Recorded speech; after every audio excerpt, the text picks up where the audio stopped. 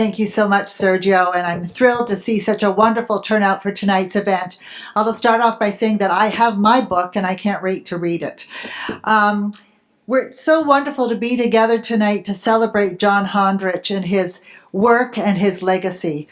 It is so fitting, I think, too, to have the event here at the Toronto Public Library, as both John and the institution he led, the Toronto Star, have been such wonderful partners for Toronto Public Library. John, as you all know, had great passion for the causes he cared about, including TPL. He was a member of the Toronto Public Library Foundation Governor's Council and was instrumental in creating the Toronto Star newspaper room here at the Toronto Reference Library, made possible with a donation of $2.5 million back in 1999. And I can tell you, I can remember that day, and there's an image of the event where he donated that money to the library. It was just after amalgamation. We had just come together as a new library system. The foundation had just come together to represent this new big library system, and we got this incredible donation of $2.5 million from John and the Toronto Star, and we were so excited. We were just walking on air. John also facilitated the newspaper's donation of over 1 million digital photos to the Toronto Star Photographic Archive, accessible through the Marilyn and Charles Bailey Special Collections Centre here at the Reference Library and through our website. And these photos are an incredible addition to our digital archive here at Toronto Public Library. Over the years, the Toronto Star and the library have collaborated to reach and engage Torontonians through arts, culture, literature, and access to information with successful partnerships such as Star Talks and the Toronto Star Short Story Contest. So on behalf of the Toronto Public Library and the Toronto Public Library Foundation, I'd like to thank all of our dear friends at the Toronto Star and our colleagues for your support and passion for the library and for all that we do together to make Toronto and its communities more successful, resilient, knowledgeable, and connected. Thank you so much, and thank you for being here.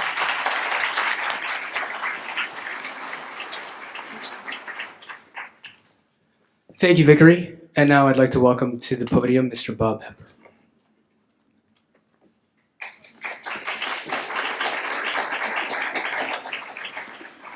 Thank you. I'm proud to be here representing the Star, which tomorrow marks its 130th anniversary. That's a remarkable achievement, given that many newspapers are folding these days. Also, it's an important week for us. Not only is John's book being launched today, but next week we actually move out of 1 Yonge Street, where we've been for 50 years, and move over to where the Globe and Mail, the local paper, used to be at Front and Spadina. Tonight, the panel that you're going to hear about, or we'll speak to you, we'll talk to you about John's legacy, things that he felt passionate about, things that he did that made a lasting imprint on journalism in Canada. But I want to speak to you about John and the Star today. John Honderich was my boss. John Honderich was my friend. And he allowed me the privilege of doing one of the early edits on this book. It had to be about 1.5 years ago, I think. In the years before the sale of the paper, John and my office were side by side. Every morning, John would stop by my office, his coat still on, sit down and talk and gossip. John loved gossip. We'd talk about last night's game, his beloved Raptors, the latest news from Ottawa, Queen's Park, City Hall, and about the Star. The sale of the Star in 2020 was a moment few of us, especially John, ever imagined happening. But the writing may have been on the wall for a long time. For the past 25 years, digital transformations and how news is produced, distributed, and consumed have upended the business of journalism. A few papers, New York Times, Washington Post, Wall Street Journal, have attracted millions of online subscribers. But many regional and local papers, like the Star, have suffered huge losses and slashed their editorial staffs. In 2013, John talked to me about how he was shaken to the core when the Graham family sold its interest in the Washington Post to multi-billionaire Jeff Bezos. The Star often compared itself to the Star, or to the Post, with its similar family corporate structure and its passion for journalism. Don Graham argued that the losses had simply become too great for the family. In 2020, John and the families that controlled the Star reached that same conclusion. So, how under our new owners, what, if anything, has changed? That question is particularly pertinent tonight, given the recent news about a major legal dispute between our two current owners that you may have read about or heard about. To be honest, it's a dispute that has unsettled everyone at the Star, and one that I know probably unsettles John.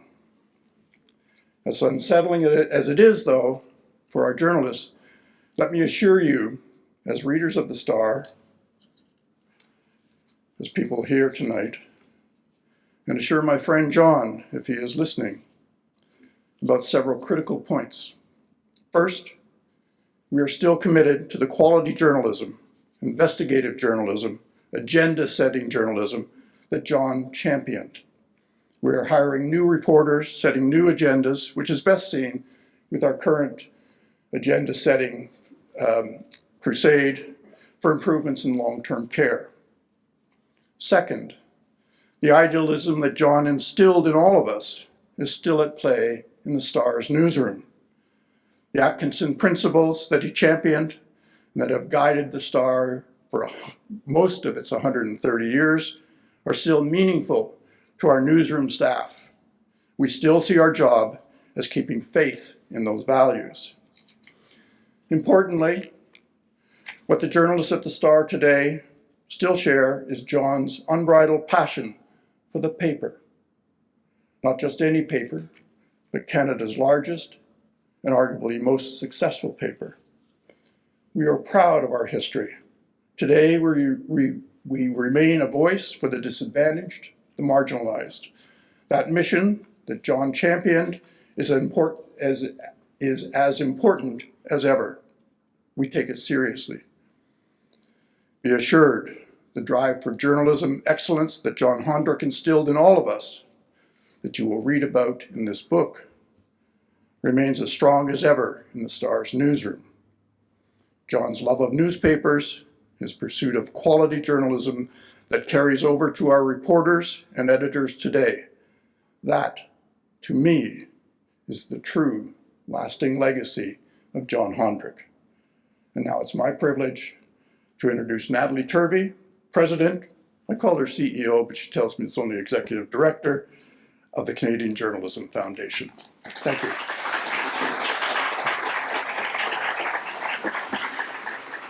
Thank you, Bob. Good evening, everyone. It is an honor to be here with you tonight for this very special event. The CJF is also delighted to partner with the Toronto Public Library once again on its Civil Society series to continue to explore journalism's vital role in civic engagement. John Honderich was a longtime steady friend of the Canadian Journalism Foundation. In our 32-year history, he was one of our earliest, most committed supporters, and he cared deeply about the CJF's mission to foster and recognize excellence in journalism. It was not unusual for John to phone out of the blue to share his ideas for CJF awards and programs, and he was a regular attendee at the CJF's monthly J-Talks on the future of journalism. In June of 2019, we had the pleasure of presenting John with the CJF's highest honor, our Pinnacle Lifetime Achievement Award, in recognition of his distinguished career committed to excellence and integrity in journalism and his dedicated advocacy of journalism's critical place in a healthy democracy. In a room filled with 500 industry leaders, John was at our gala event to accept the award presented to him by his dear friend and fellow Lifetime Achievement recipient, Sally Armstrong. It also just happened to be the evening of the Toronto Raptors' thrilling and epic championship win. And as Bob mentioned, and as many of you know, if there's one thing John loved as much as journalism, it was the Raptors.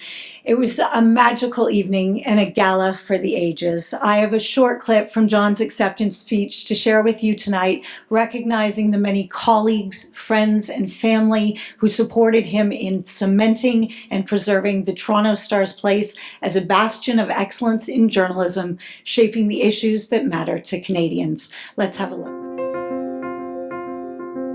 It has been my incredible fortune to have worked with an extraordinary group of colleagues, editors, managing editors, editorial page editors, many of whom are here this evening, reporters, photographers, designers, columnists. They are some of the greats of Canadian journalism. And when you work with the greats of Canadian journalism, it is an incredible honor. To my business colleagues, in other departments, you too have played an amazing role in any success that I have achieved.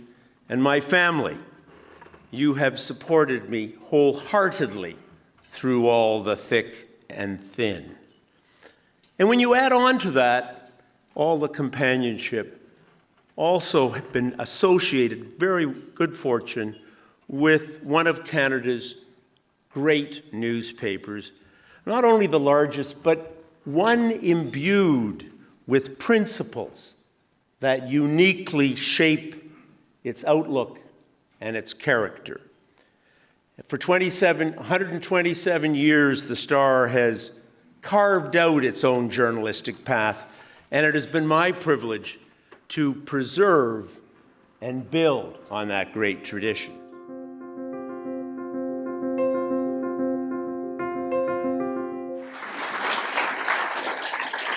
To lead our panel tonight, A Paper for the People, featuring some of the journalistic greats that John mentions, I'm delighted to introduce a venerable journalist and someone who worked very closely with John as the Toronto Star's public editor, a role she held for 13 years, the longest-serving public editor, upholding trust and transparency standards across all of Star's publications. We are also very fortunate to have her as chair of the Canadian Journalism Foundation. Please join me in welcoming to the stage Kathy English.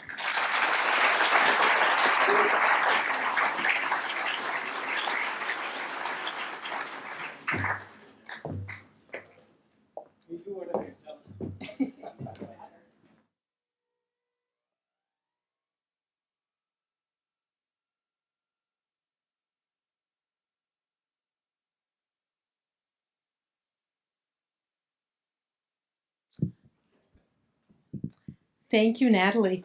I am delighted to be here to welcome this panel of journalistic superstars, each of who has had a long association with John Honderich.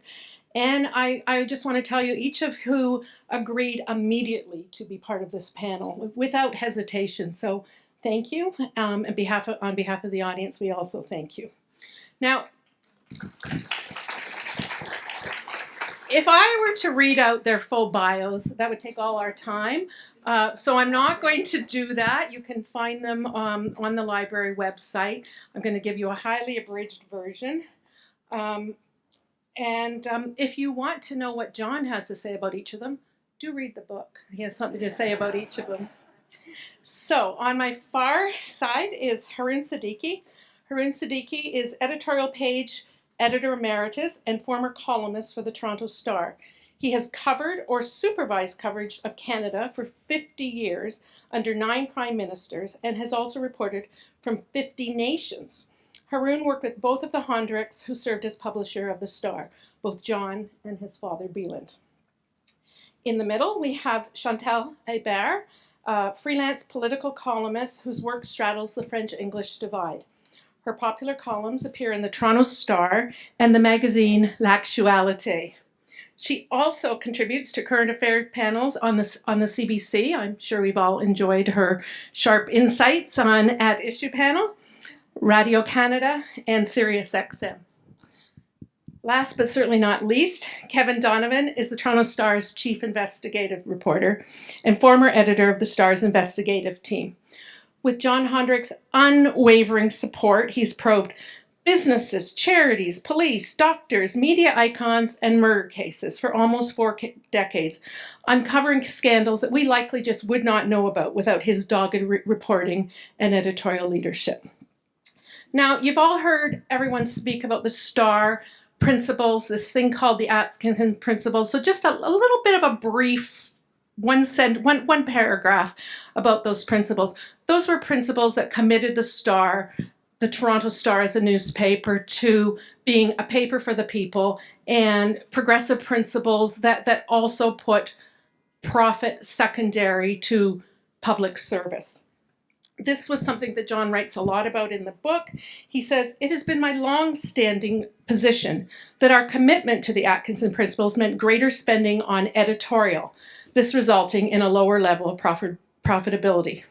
This commitment to journalism as a public trust was the soul of the Star under both Beland and John Honderich." John writes, "After all, it is the core of what we are about." So Haroon, I want to start with you. You worked with both John and Beland Honderich. You watched this commitment to these principles in action. Tell us a little bit about that, working with both of them, and how that manifested in the Star. Thank you. Thank you all for coming. It's a great pleasure to join you all louder. Turn the mic on. Tough audience. How do we turn it on? Just push it. Sorry, guys. On here? Just leave it on? Speak about here. Otherwise, you won't pick up. Okay, thank you. Sorry. We're Thank you. newspaper people. We are ink-stained people. We don't know technology. To answer Kathy's question, in 1892, when the paper was first brought out, it was called itself a paper for the people. And it has remained a paper for the people up to this day. This is the only newspaper that has been, call it left of center, call it smaller liberal, call it a larger liberal rag. All sorts of cliches and names and ideological labels have been given to it. But it's the only paper in the country that is left of center, that has stood for the small man, that has stood for the poor, that has championed through the 19th century, much of 19th century, for all of the things that we now take for granted.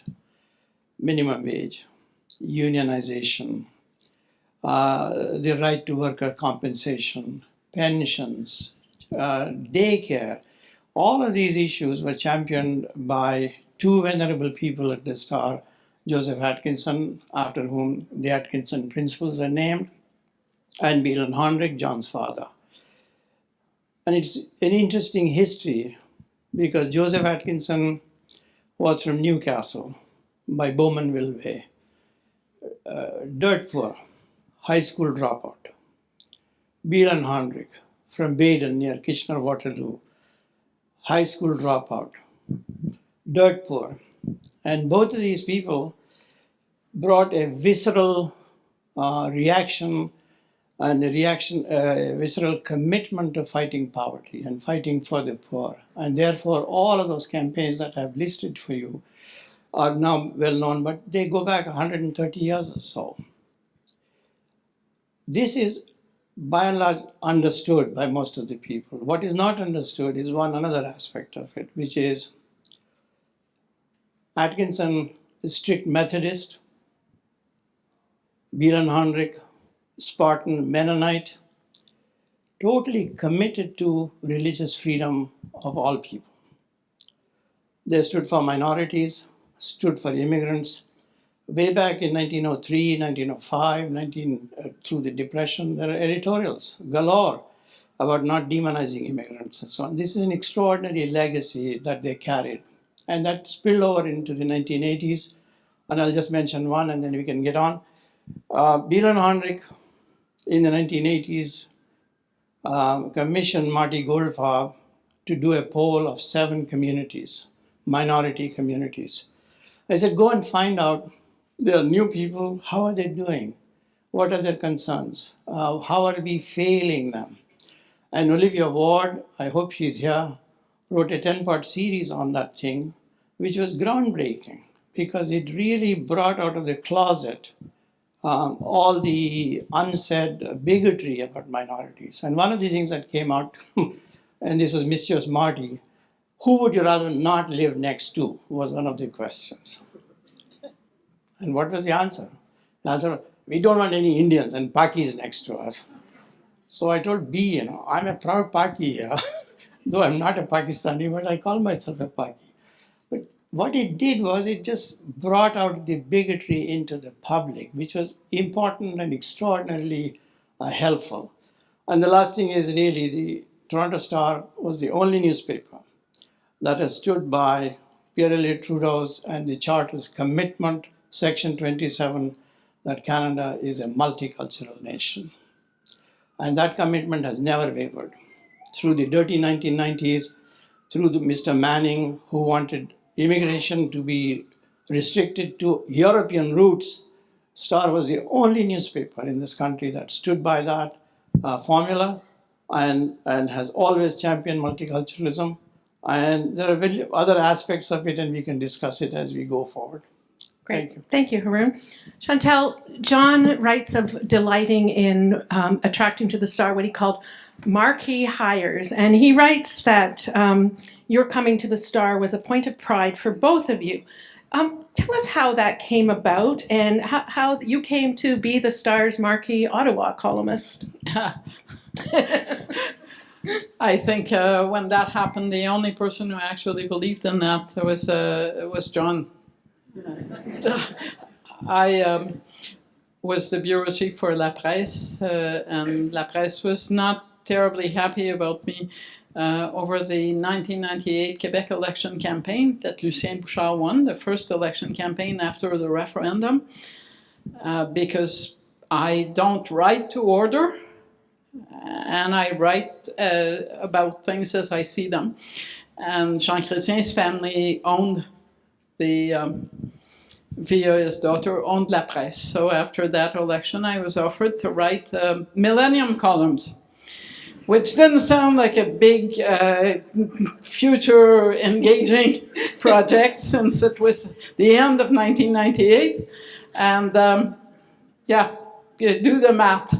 As I would tell my grandkids, it's not great. A lot of people heard about that. I had decided to look for a job. And I was asked if I would take a lunch with the Star, with Bob, in Toronto, which I did out of politeness, because I had planned to never be someone who covers Quebec for an Anglo paper, because I had covered Ontario for Radio-Canada. And I knew what it was like to be the minority person who speaks to that place. So I went to lunch. It was pleasant. And then we ended up in John's office. I'd never met him. Of course, I knew about him. I'd read his letters with Alain Dubuc over the course of the referendum. And they offered me this job as a national columnist. I remember my answer vividly, which was, I can't answer you because I didn't think people like you offered jobs like that to people like me. Now, you have to go back 20-some years here, where someone who writes about national politics in English and is not a guest, is not someone who's got an accent over her last name. You don't do that. You have people like that, and the same in the reverse. Be a guest columnist who writes once in a while, hello, I'm your foreign product. What John possibly knew, but what I knew was that I was born in Ottawa, but I was raised in Toronto. I can out-Toronto a lot of people in this room. Because when you're a teenager in one city, and every time I come back here, I am reminded that I am coming home. So I knew I had kind of an edge on this. So I did go back, and I obviously accepted the job. And I'm going to tell you what the deal was back then, because beyond the becoming a national columnist, there was a trade-off involved. I was leaving La Presse because of political pressures from the Prime Minister of the day, one that was sympathetic, probably, or to the Star was sympathetic to Jean Chrétien, so a liberal Prime Minister. John asked me to bring the Star's name onto other platforms, TV and radio, because that was where the era was going. In exchange, he promised that political interference would always stop in his office. I did not believe him. I needed a job. In all those years, no one has ever gone as far as going over what I was writing. And he totally lived up to that promise. We never talked about it because we used to meet. People will tell you, and you'll read it in the Globe and Mail, that John had a table at Biff's. True. But we also had a bar at the Intercontinental. And why we had that bar was it's across the street from the CBC. And the CBC is where I was traveling to do the At Issue panel. So yes, I always was having wine, sometimes on the Star's expense account, before I went to do the panel. And we would fight over politics, obviously. Thanks, Chantal.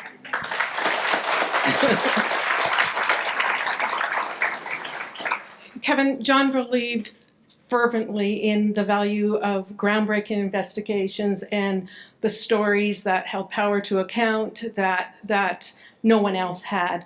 Tell us about your long-time relationship with John as the investigations guy. Well, first of all, Kathy, you mentioned a couple of times to me that we all said yes right away.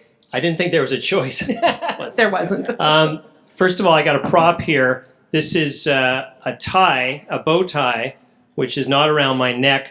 The only person who's ever tied this tie is John Honderich. He did it before some event for me, and I don't know how to tie the goddamn things. And so, anyways, if there's an auction tonight, we can throw that in. Just a bit about John as an employer. He was my boss for 35 or so, 36 years, I guess.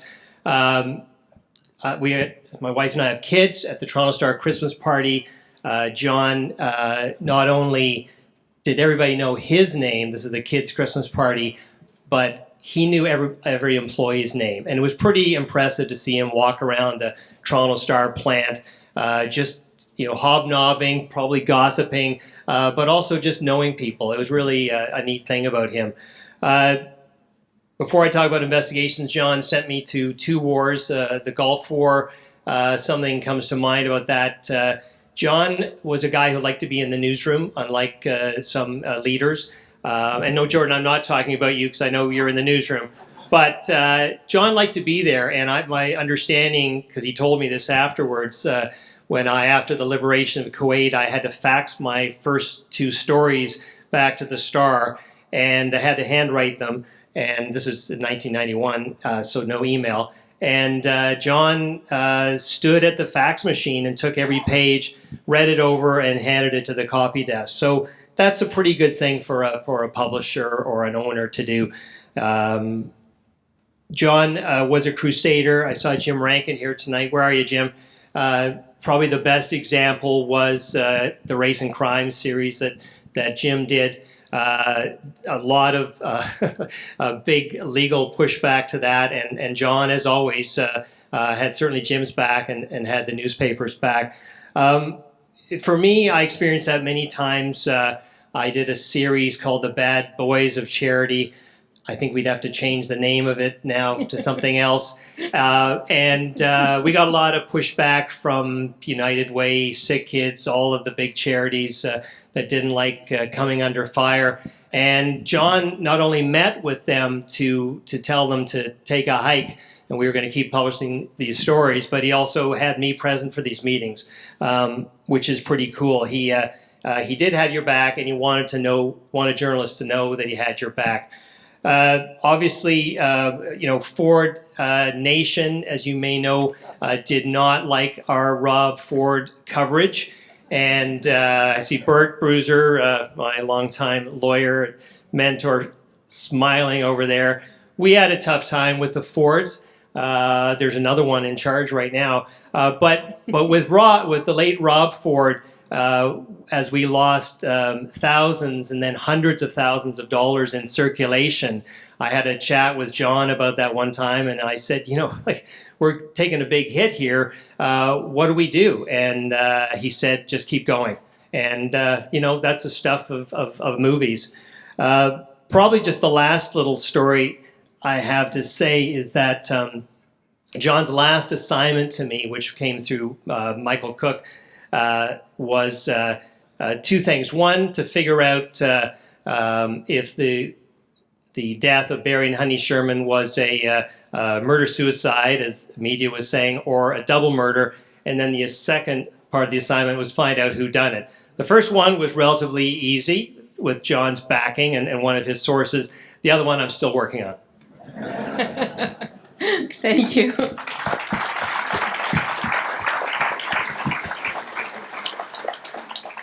Haroon, can you speak to us about John's journalistic ambition? A lot that comes through in this book is his intent to broaden the reach of the Star with foreign bureaus, national bureaus, clearly the glory days for Canadian newspapers.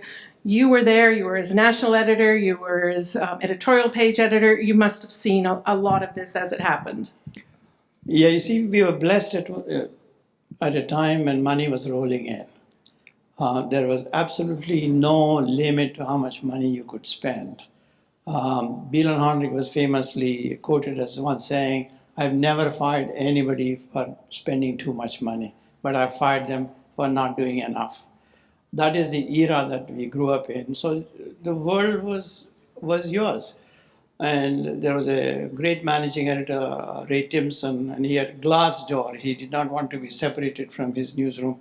He said, when I look out of this newsroom, I see a dozen foreign correspondents. And if there is a great story somewhere, I don't need to call someone off shift. I can pick up anyone from here and send them. And that's how things were done. I was sent to Iraq, I was sent to Iran, I was sent to Afghanistan. On the spur of the moment, there were never two thoughts about how much will it cost, how will it go.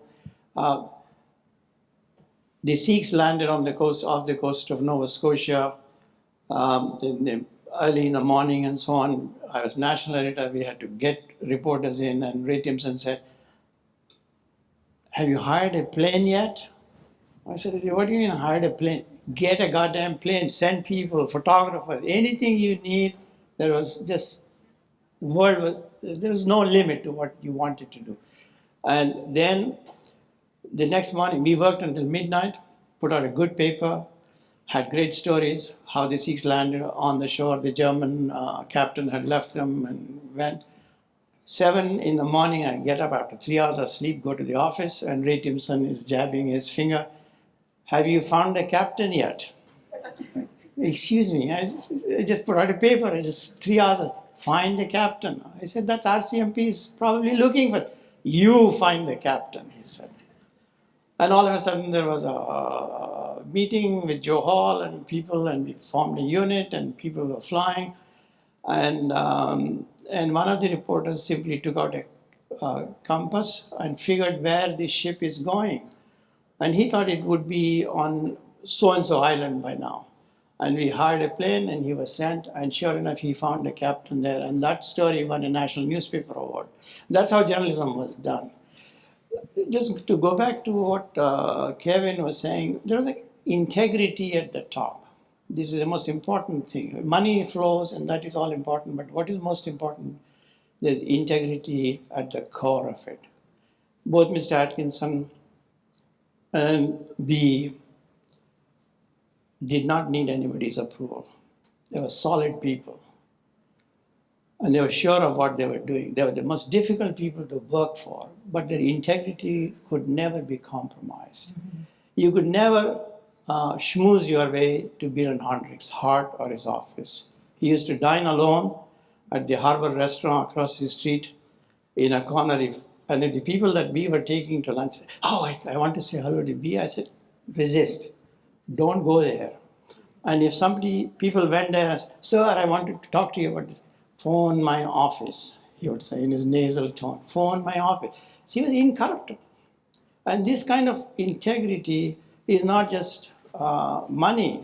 He never served on any corporate board because he said it will be a compromise. It will be a conflict of interest. And it extended to NGOs. He did not sit in hospital boards or United Way and so on and so forth. It was a different way of doing things. He says, "I don't want to compromise myself." This is the integrity that John brought. This is the long point I'm making. This is the same integrity that John brought to the office. In 1989, the travel industry came to the delegation came to the Star and said, "You're writing critical stories about the Dominican Republic and some Caribbean resorts." Jeff Chapman was writing stories, and we are going to withdraw our advertising. So John Honderich and David Jolly said, "Go right ahead."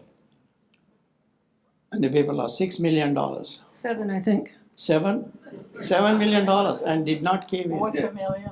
What's $1 million? That's what the kind of journalism we used to do, and John was an inheritor of this great legacy and this great tradition, and he carried it forward. Yeah, and I think during that time, I think his line was, "The Star's integrity is not for sale." It's not for sale. Yeah. Chantal, I was interested in your comments that there was a line that none of that political commentary of the politicians would reach you, because John writes about setting up kind of a separate back channel with prime ministers, premiers, mayors, municipal politicians.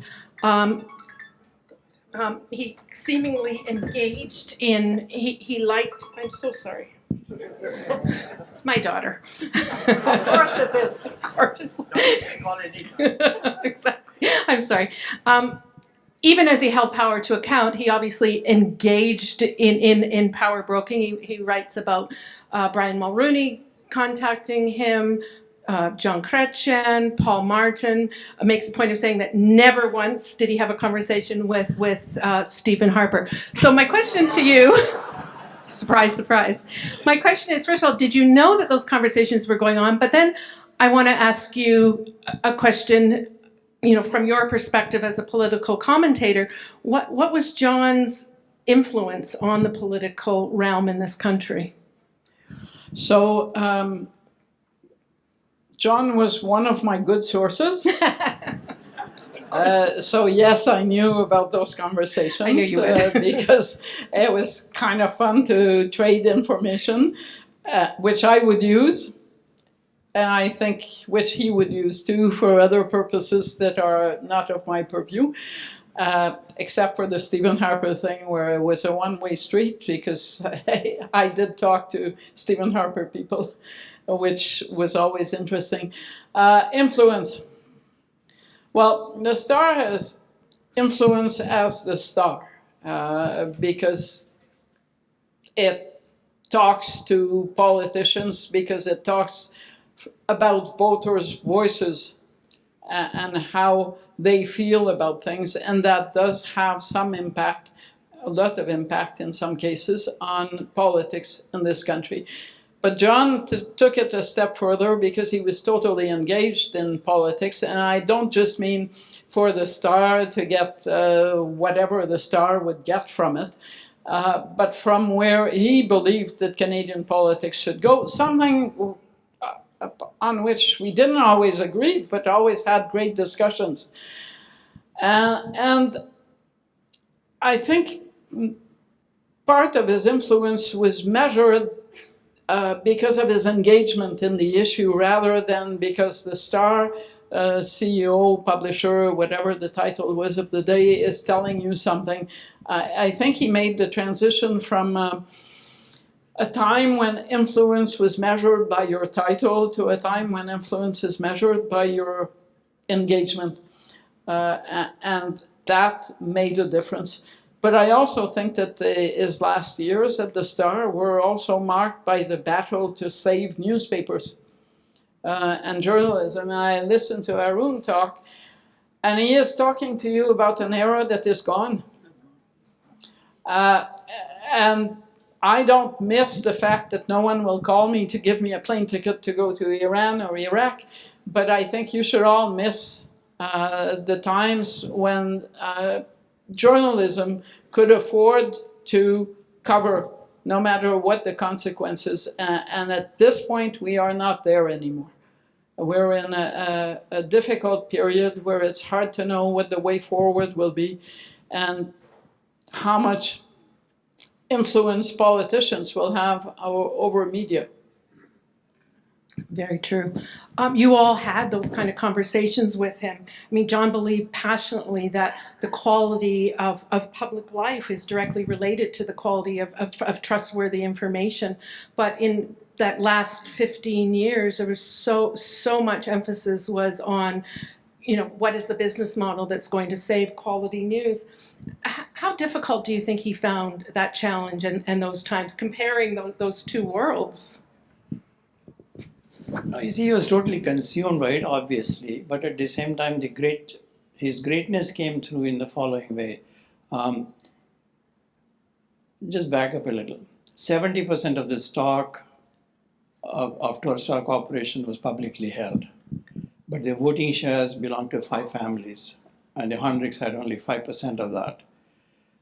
But they had their voting shares. So there was this constant tussle between the board, at one time led by Dr. John Evans, Rob Pritchard, David Galloway, Jolly, MBAs from Harvard, brilliant minds.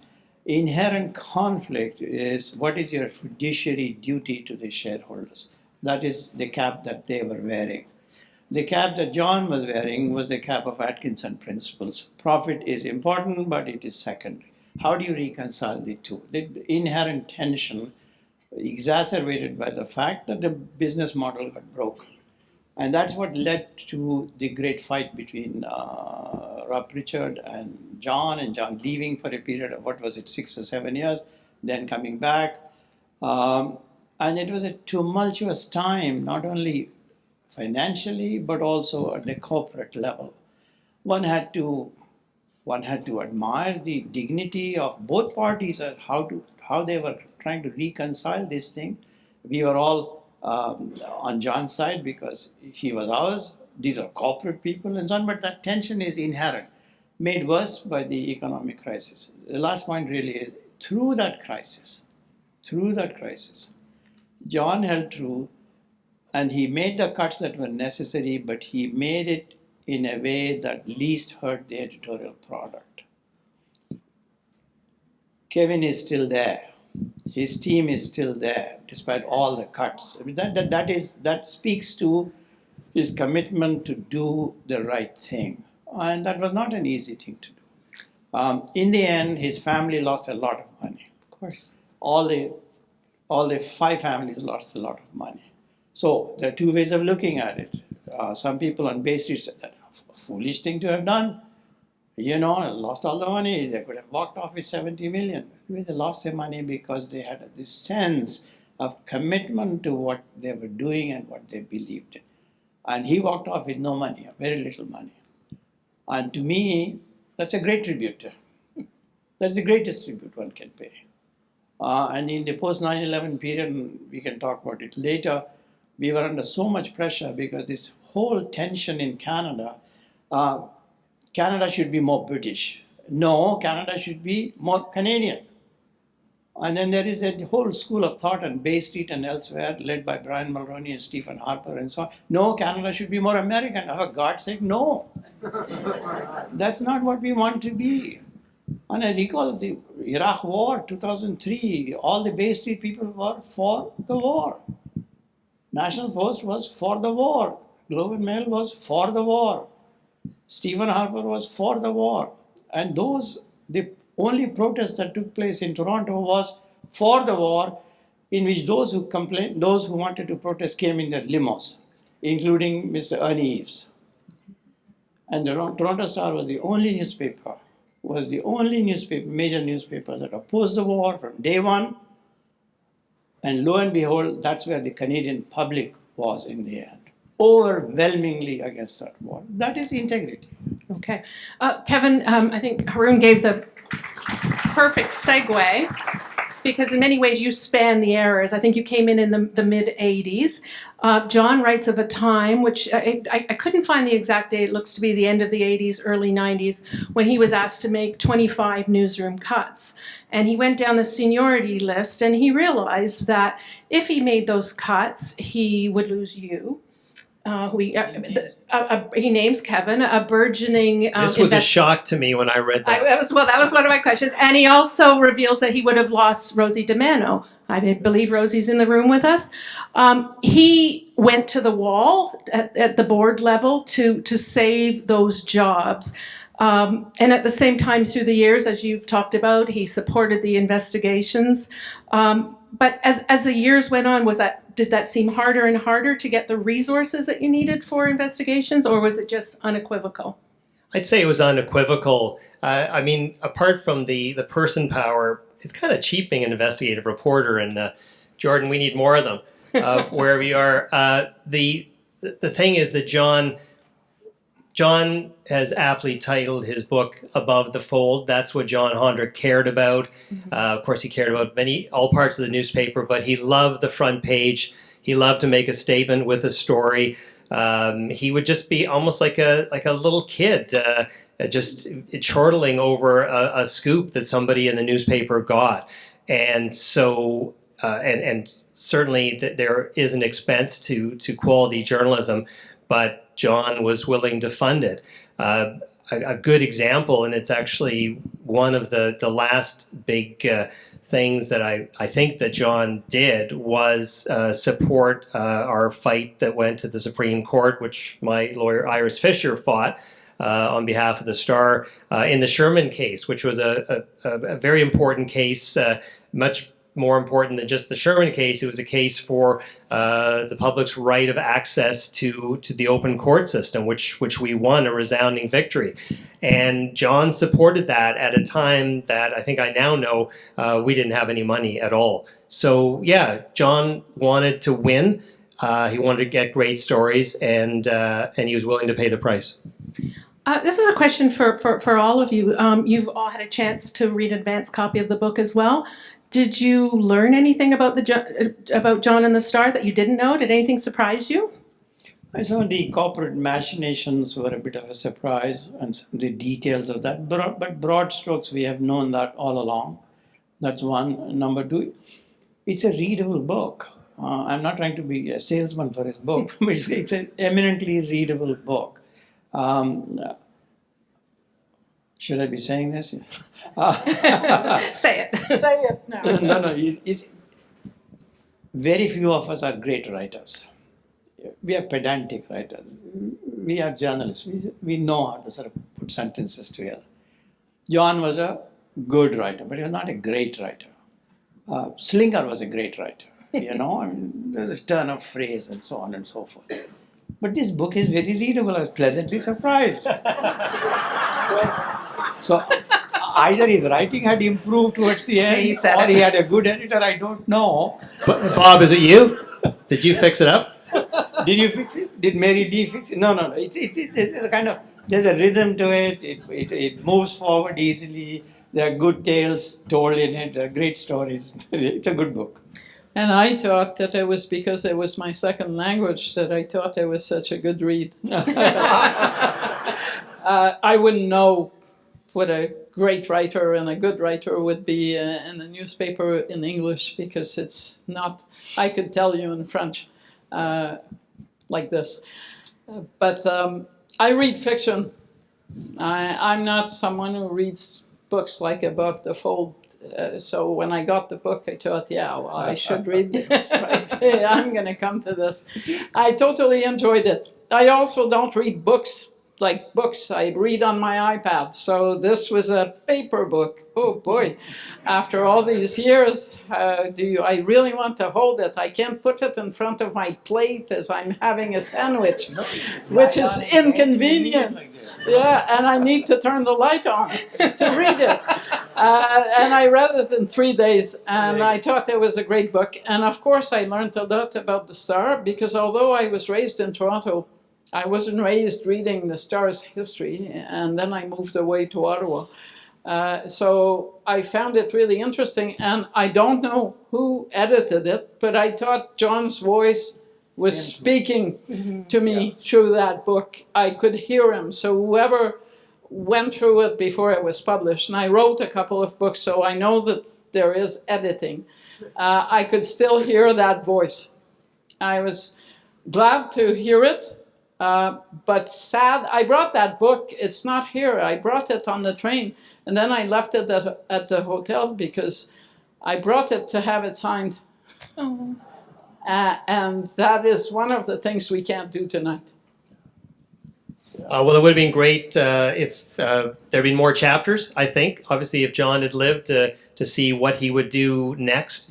It is a readable book. Once I got over the grim reality that I was going to be laid off in the 90s, I liked it. And I think it's a book that, journalists, there's a lot of inside baseball with journalists, but he tells it in a way that, as Haroon said, it is readable, and you get a sense of how important he felt journalism in the Star was, not only to the city and the province, but to the country, I think. Yeah. Thank you. And you see, it's quite possible that that's his side of the story. I mean, I'm sure Pritchard will have something else to say.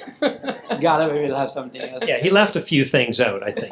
No, but that's democracy at work here. They'll have their say. He had his say. They can write books.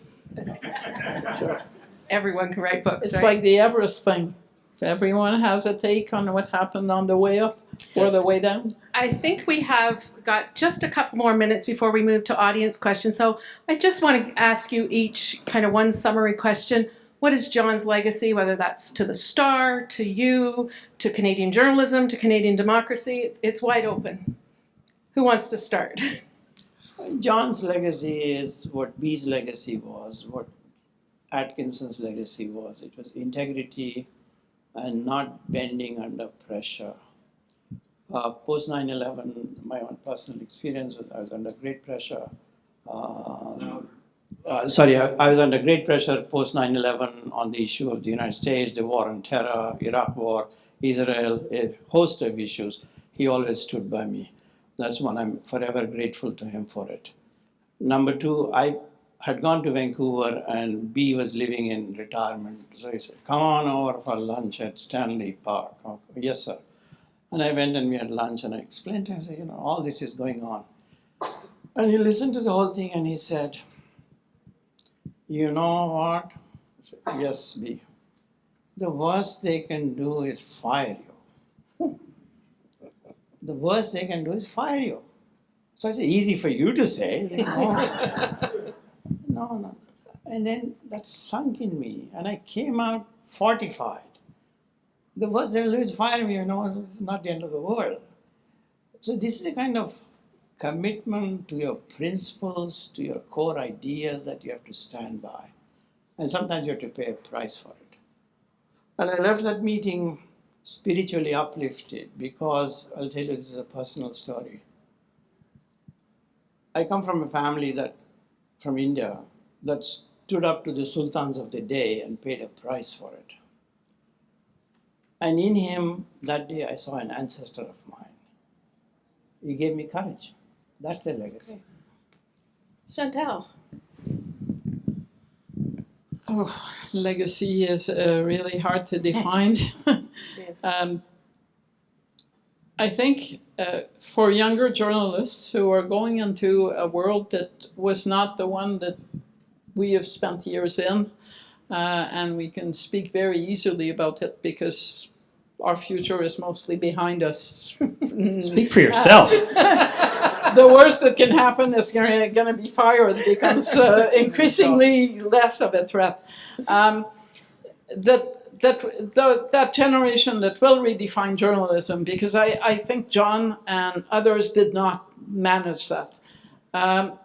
But they will have something to look to as to what it is to be someone who runs a place that has journalists and that has to stand up for them and have the guts to say, I don't really care that you dislike it.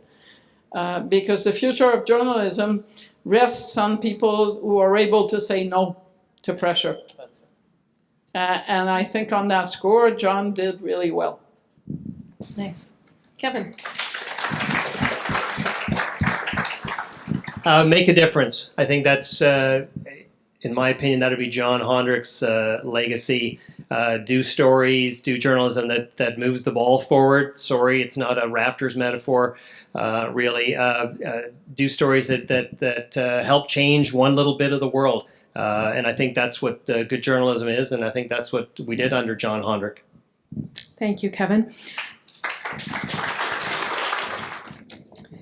Kathy. All right. Hello, everybody. I'm going to talk a little bit about the book, but first I have to start with a few thank yous. First to the CJF, Natalie Turvey, and the Public Library for putting together this wonderful launch tonight. I had nothing to do with the planning of any of this, and it's been such a wonderful evening and event, and I'm very appreciative that somebody was on top of this, putting it together. Thank you, CJF and Public Library. Thank you so much, honestly. This is really wonderful. So. Now, the launch was something I know Dad was really looking forward to, and I hope he's somewhere around here taking all of this in. But knowing that he can't be here himself to represent the book, having Chantal, Haroon, and Kevin speak with Kathy moderating, you all literally couldn't ask for anything better. So thank you to the panelists and to Kathy for sharing your stories and your time tonight. It's really wonderful. Kevin, I have one tip for you. This is the third time I've ever tied a bow tie. And it's my first was his funeral, the second was Celebration of Life, and it's YouTube, and I use it again tonight. I'll give you some, I'll send you the link afterwards. So. Now, when Dad died, the book was pretty much finished, as you probably may have known. Dad had submitted his final draft, but it had not gone through a full copy edit. It's interesting considering your comments tonight, Haroon, where I'm going with this. There were photos to choose, the cover to finish, and a decision on any changes we would make in light of his passing. And so when I got back the first copy edit from publisher Doug, after it had already been through Bob, my biggest fear was that they would edit all those wonderful Dad phrases and idiosyncrasies that we all know out of the book, and so that you wouldn't hear his voice. So it's so wonderful to hear you say you hear the voice, because that was our concern. So I also know, even though questions about his writing ability, he didn't like to be edited very much. So when I got back this copy edited and there was a ton of changes, it made me very nervous that somehow something in the book would get lost. This was also very shortly after Dad died, and so I was hugely thankful to Mary Deanne Shears, wherever you are, I know you're here somewhere tonight, for helping me go through the entire copy edit and make sure all those Dad phrases that we both love were not taken out. It was not a small job, but having somebody as brilliant as Mary D and such a good editor and who knows Dad so well, help with that was massive. So Mary Deanne Shears, there you are. Thank you so much.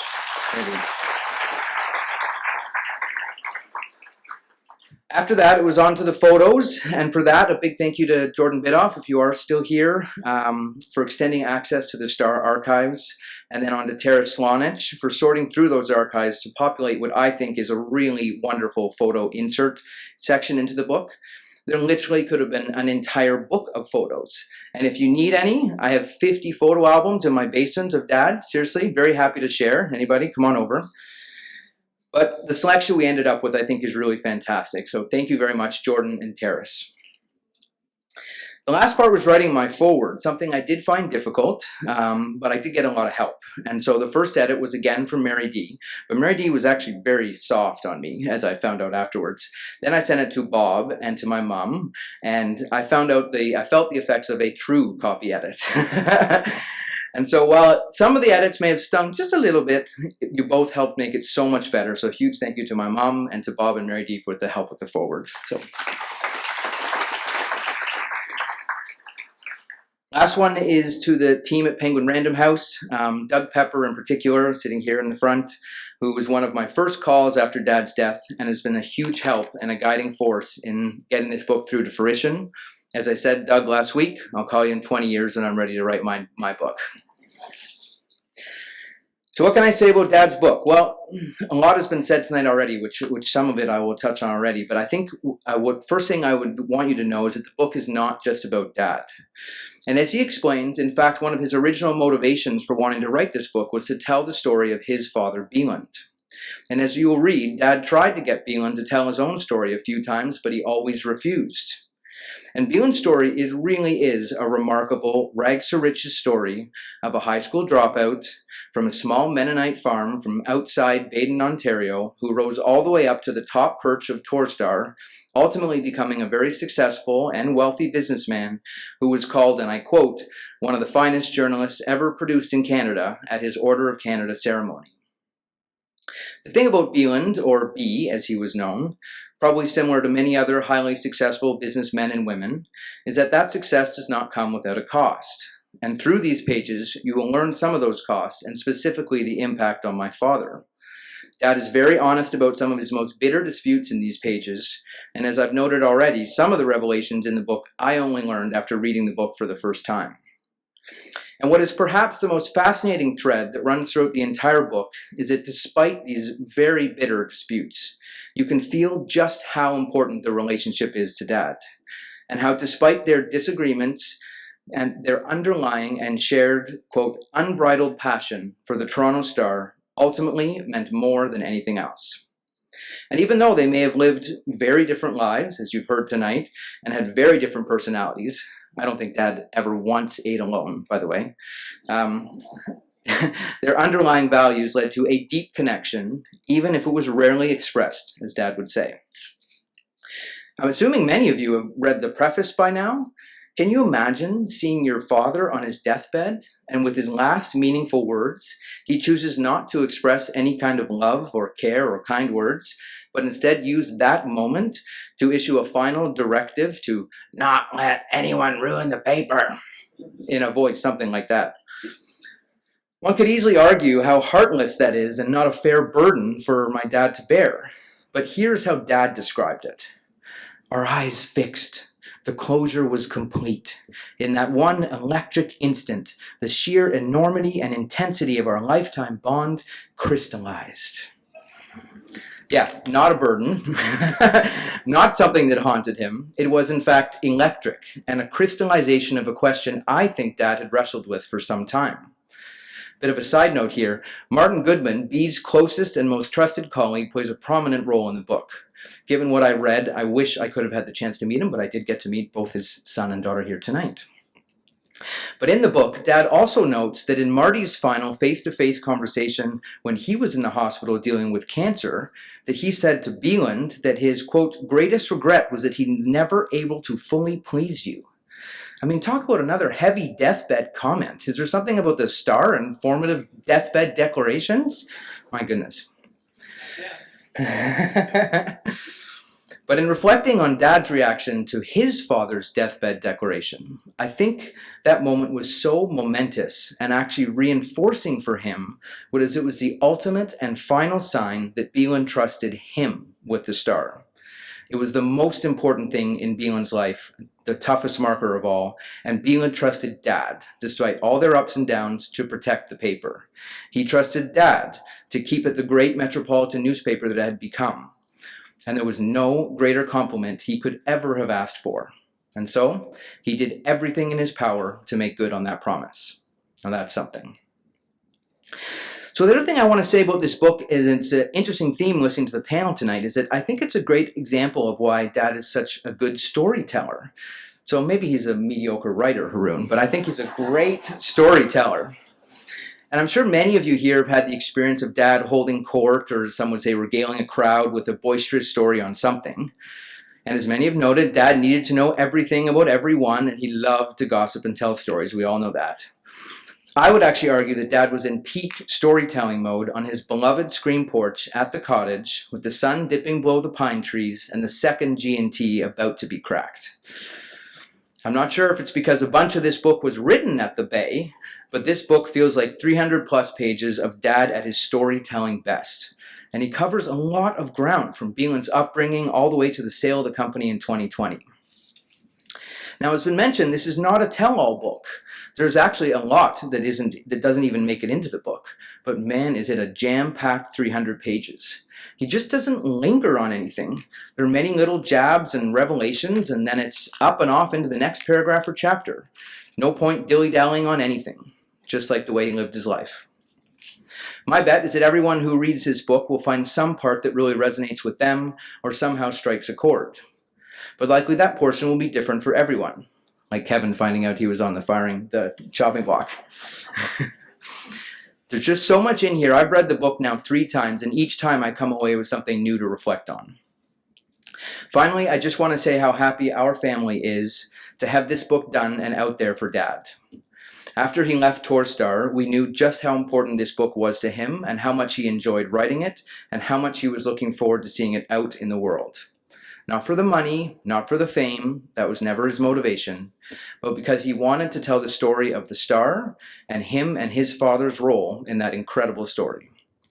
I most certainly enjoyed it. I hope you do too. Thank you.